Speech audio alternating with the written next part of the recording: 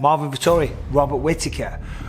Now, Robert, as we know, took on Israel Adesanya, didn't go his way, close fight, gave a good account of himself, went the distance, and even some people thought that he won. Some people thought that he won 3-2. I had a difference of opinion. I thought Izzy won 3-2, potentially even 4-1. However, those rounds were extremely close. You've saw my video on this and you might think I have biased commentary, but so what? Izzy won the fight and the judges agreed so. But still, I thought Robert actually gave a very, very good account of himself, came with a better game plan, was better approached, and even though I had Izzy winning most of the rounds, Rob was only just behind him. You know, the takedowns were decent, the threat of the takedown set up the shots. He was a little heavy on the left hand, but we know when he threw the right hand in the first round, he got dropped off Izzy, and that's what happened in the first fight as well. So maybe that was a little mental thing why he didn't want to throw that, because we know normally Robert Whittaker does throw the right hand. He's a complete threat. I mean, the last fight before Israel Adesanya, he took on Kelvin Gastelum, and what a fight that was. I thought his movement was fantastic, in and out, great footwork, mixed in the takedowns, nice head kicks, beautiful boxing as always. So Robert Whittaker's a complete threat. He can get the job done everywhere. He has no problem going 5 rounds, so he's well conditioned as well, and just an all-round nice guy. And of course, once he hits the ground, very, very good jiu-jitsu as well. Very well rounded. In fact, probably one of the most well-rounded fighters in the 185-pound division. Now the problem is he's lost to Izzy twice in a row. So where does he go from here? On the flip side, Marvin Vettori, I mean, this guy's incredible. I mean, that fight that he had against Paulo Costa, I will forever be a fan of Marvin Vettori for that one, because, you know, remember Paulo Costa came in at 215 pounds. Oh no, they fought at 205, but he was very, very heavy. Nowhere near the weight class. Marvin didn't even blink. He didn't bat an eyelid. He said, yeah, I'll fight him. I'll fight him, no problem. Sounds nothing like that. He doesn't not talk like this, but he is Italian. But yeah, no, he just impressed me with his attitude. He said, yeah, no problem, I'll fight him.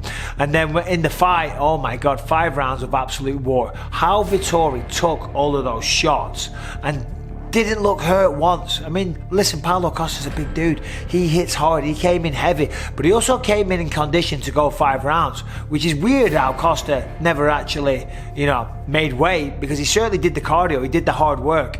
But as I say, Vettori just looked sensational because he beat him fair and square, but he took a lot of heavy shots in the process. The man is an absolute monster of a man. This is an incredible matchup. You know, Robert Whittaker and Marvin Vettori, both of them, they've lost to Adesanya twice in a row, right? Well, not twice in a row, they've lost twice. So it's like a path to fighting Israel again is hard. You know, fighting Israel for a 3rd time, is anything going to change? I'm sure Robert would say yes, and damn sure Marvin Vettori would say yes. Of course they would, you know. I'm sure both of them thought they did very well in their last fights, and they did. It just wasn't enough on the night.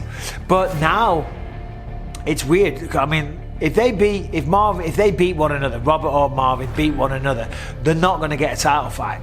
But what they're doing essentially now is fighting the next hardest person. Robert Whittaker's fought everybody else in the top 5. Beat Cannonier, lost to Adesanya twice. Who else is there? Derek Brunson, he's beaten him.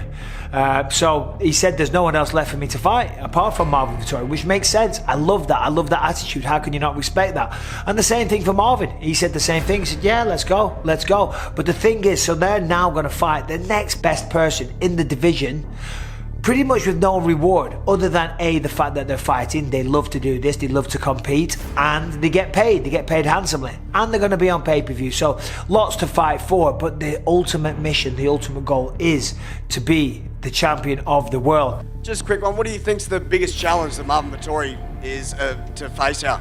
Mate, he's got a head on him. Like, he does. Like, I think that honestly is one of his greatest weapons. It's just the fact that you can't crack him. He's yeah, he just loves punishment, and he's the sort of dude that'll make you feel bad punishing him and give up.